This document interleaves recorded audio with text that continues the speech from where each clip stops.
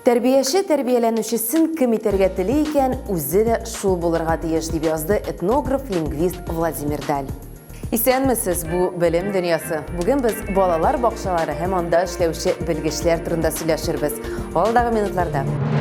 Дөнья тауышы. Логопедлар балаларны сөйләшергә ничек өйрәтә? Яңарган балалар бақшасы. Державина авылы сабыйларына нинди бүләк ясадылар? Хыялы шынға ашты. Не өчен табиб физик булырга ниятләде?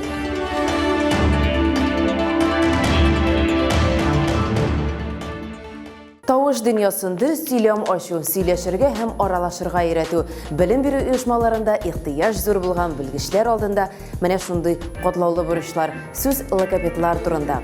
14 декабрьдә халыкара логопед көне билгеләп үтелә. Бу сөйләм бозылуны өйрәнә торган педагогик фәннең бер өлеше. Логопедлар балаларның җитешсезлекләрен төзәтә. Балаларга гына да түгел, еш кына олы кешеләргә дә ярдәм итә. Логопедтан сабырлык һәм сизгерлек таләп ителә. Белемнәре дә киң булырга тиеш. Психология, физиология, неврология, тел білімі.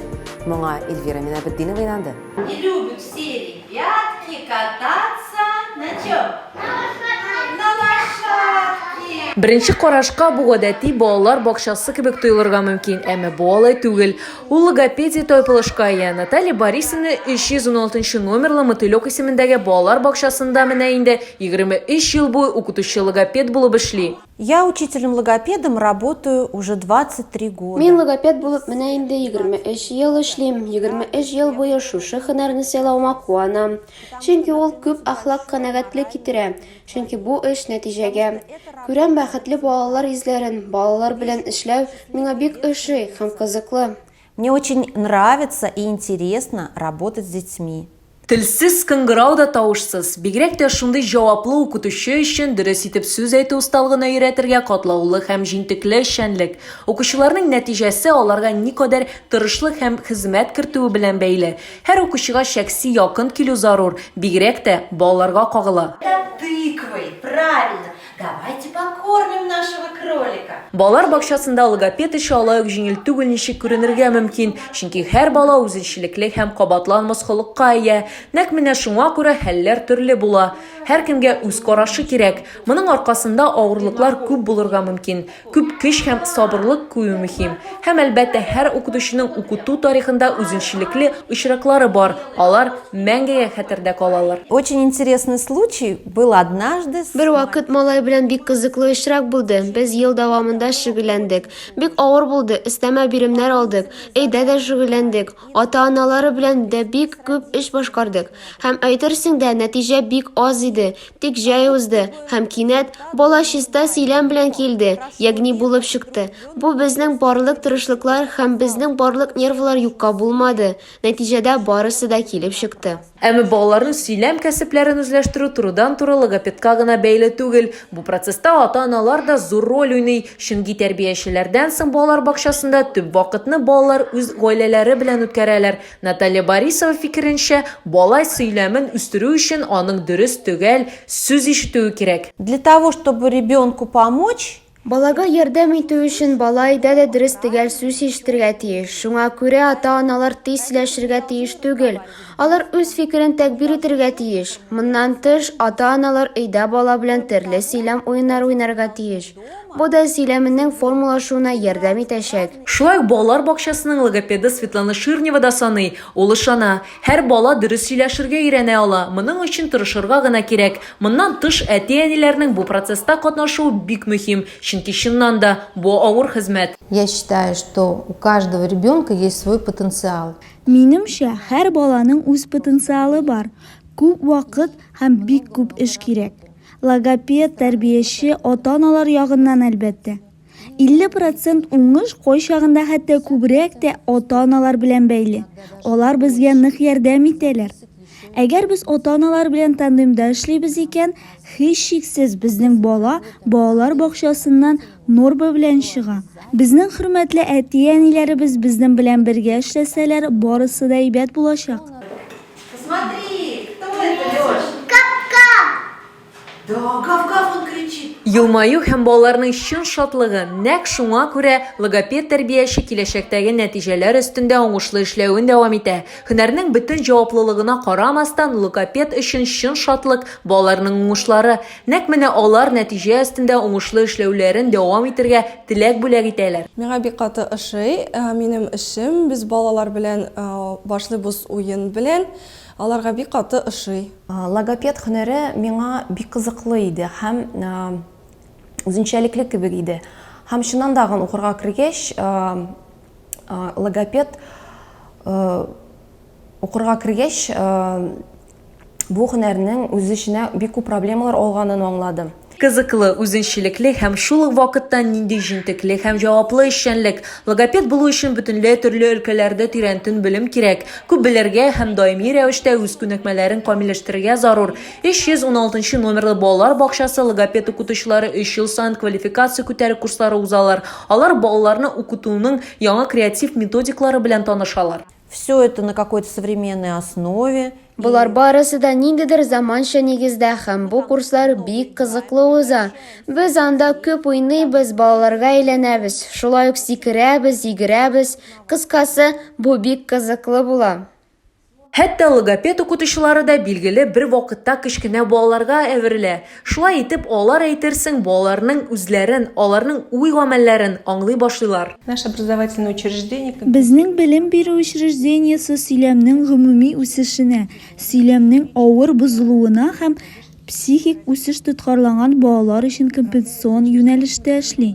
Балалар бакчасына заявканы электрон балалар бакчасы автоматлаштырылган мәгълүмат системасы аша җибәрелә. Логопед төркеме ата-аналар тарафыннан адаптацияләнгән гомуми белем бирү программасы профиленә язылган метод педагогик комиссия бәяләмәсе буенча гамәлгә ашырыла. Хәзерге вакытта балалар бакчасында 11 төркем эшли. Аларның 6-сы логопед, 2-се психологик үсеш тоткарланып, 3 төркеме гомум үсеш алучы. Балалар бакчасының һәм һәр логопедның төп максаты укытучы балаларның сөйләмен коррекцияләү. Алга таба баланың мәктәптә укытуда, тирә-яктагылар белән аралашуда проблемалары булмасын, шулай психологик проблемалар тумасын өчен. Менә шундый мөһим бурыч логопед укытучылар алдында. Моның өчен балалар бакчасында барлык шартлар да тудырыла. Һәм беренче чиратта бу әлбәттә компетентлы иҗади һәм креатив педагоглар. Балалар бакчасы белем, мәгариф дөньясында беренче баскыч. Сабыйлар үз көннәрен билгеле бер режимда гына яшиләр дип әйтеп булмас. Алар монда уеннар, аралашу аша, бәйрәмнәргә әзерлек һәм башка чаралар аша үсеш ала. Инде булар барысы уңайлы шартларда да булса, ярты гасырдан артык ремонт күрмәгән иске бина урынына яңа балалар бакчасы бинасы Державина авылы балаларына шундый бүләк ясадылар. Бу хакта авыл халкы үзе сорады. Агач йорт-урынына монда заманча стандартлар буенча яңа бина төзелде. Балалар бакчасына Йылдызкай дигән исем бирделәр. Хәзер ул билингваль мәктәпкәчә оешма статусына ия. Монда балалар ике тел өйрәнеп, коррекцион һәм экологик яктан үсеш ала. Тулырак бу хакта Надия Хадимова сөйләр. Рәхмәт апаларга, күркәм бакчасы дигәнсез, нәни малай һәм кызларга матур булсын дигәнсез. Бу вакыйганы авыл халкы түземсезлек белән көтеп алды. Узган гасырның 60-нчы елларында ук төзелгән иске балалар бакчасы нык тузган халәттә булганлыктан, ата-аналар Лаеш районы башлыгы Илдус Зариповка капитал ремонт сорап хат юллаганнар. Тикшерү нәтиҗәсендә балалар бакчасы эксплуатациягә яраксыз дип табыла һәм яшь державинчыларга күрше авылдагы мәктәпкәчә бинага йөрергә туры килә. Державинский детский сад Йылдызкай считается открытым. Илдус Зарипов билгеләп үткәнчә, бу карар балалар куркынычсызлыгы өчен эшләнелде. 13 октябрь Державина авылында демография милли проекты кысасында 2 катлы балалар бакчасы эшен башлап җибәрде. Хәзер балаларның иркен уен, уңайлы йокы бүлмәләре, музыка һәм спорт залы, логопед, медицина кабинетлары бар. Ачылышка Татарстанның фән һәм мәгариф министры Илсур Хәдиуллин да килгән иде. Чөнки Державин җирлегендә туып, шушында үсеп, шушында тормыш итеп, гаилә корып, балалар табып, аларны менә шушындый матур биналарга китереп, укытып, тәрбияләтеп чыгарып, тормышны матурлыгын сизеп яшәүче халык. Йылдызкай балалар бакчасы 50 балага исәпләнгән. Эшчәнлеген билингваль юнәлештә, татар һәм рус телләрендә алып барачак бакчада экологик тәрбия дә каралган. Өстәвенә коррекцион ярдәм кирәк булган, сөйләм авырлыгы булган балалар белән дә аерым эш бар. Лаеш районы башлыгы Илдус Зарипов әйтүенчә, балалар бакчасы милли проект буенча төзелгән 3нче мәктәпкәчә белем бирү йорты санала. Килгән кунаклар балалар группаларының эшчәнлеге белән дә танышып чыктылар. Тәрбияче ярдәмендә су белән куелган тәҗрибәләр, нәниләрнең эшләгән аппликациялары һәрберсенең йөзендә елмаю ясый алды. Ачылыш балалар куйган матур әкияти бәйрәм концерты белән йомгакланды. 89 яшендә Америка табибының хыялы тормышка ашты, физика фәне буенча диссертация яклады. Бу хакта шулай ук компьютер уеннарының яңа геройлары турында Нияз Рахман үзенең автор сәхифәсендә сөйләп үтә.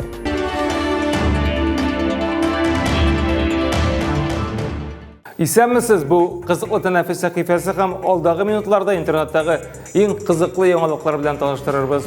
Бер атна эчендә ниләр булган соң, бу хакта нәкъ менә алдагы минутларда. Бүреләр килә. Сүз Ханты-Мансийск өлкәсенең Зеленогорск бистәсендәге хәлләргә бәйле. Эш шунда ки, монда әти-әниләр балаларны читтән торып, укыту турындагы мөрәҗәгать белән чыга. Баксаң, бистәгә бүреләр килә башлаган. Алар йорт хайваннарына һөҗүм итә, балалар мәктәпкә барырга курка дип чаң сугалар. Шуннан да күзәтү камераларында бүреләрнең бистә буйлап рәхәтләнеп йөргәннәре ләгә. Җирле җитәкчелек якын арада тиешле карарлар кабул итеп, бүреләр белән мәсьәләне хәл итәргә вәгъдә бирә. Иң мөһиме, эзләре суынгач кире кайтмасыннар тагы. Чөнки кыш айларында авыл ягына аеруча еш карый бит ул йыртычлар. Спасибо.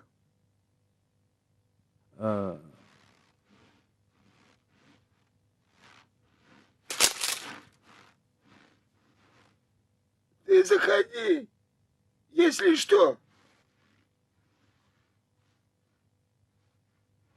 Татар егетләре кабаттан уңышка иреште. Сүз киберспорт хакында бу юлы Россия-Украин командасы Counter-Strike уены буенча зур турнирда җиңә. Швециядә узган бәйгедә безнекеләр финалда французлардан өстен чыга.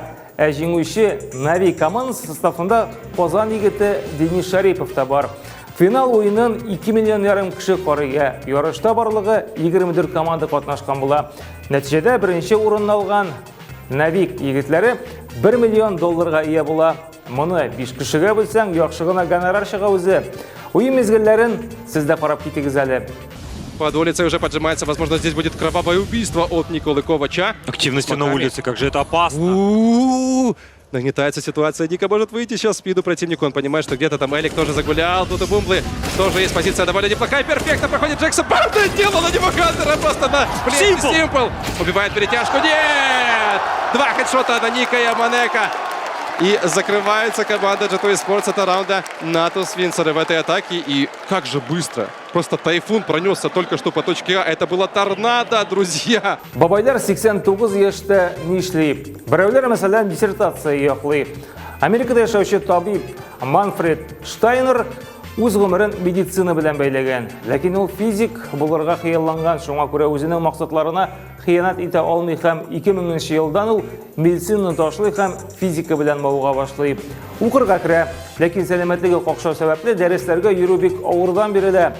Шулай да 2007 елда ул аспирантурага керә һәм диссертация яза башлый. Тик менә яклау нибары 89 яшьтә генә чынга аша. Үзенең эшен алга табада дәвам итәчәге хакында хәбәр итә. Менә бит иң мөһиме бирешмәскә генә кирәк. Пойдете в школу? А не поздно учиться. Учиться никогда не поздно, идите. Бүгенге интернет дөньясында менә шундый яңалыклар иде.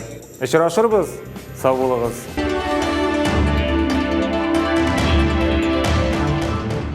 Безнең социаль челтәрләрдәге аккаунтларыбызга кушылыгыз, сезнең комментарийларыгызны көтеп калабыз. Үз балачагыңны хәтерләмисең икән, начар тәрбияче исемен тагырсың. Австрия язучысы драматург Мария фон Эбнер Эшенбах шулай дип билгеләп үтте. Исегездә тотыгыз, без барыбыз да балачактан балалар дөньясын якты, матур, шатлыклы ясыйк. Сау булыгыз.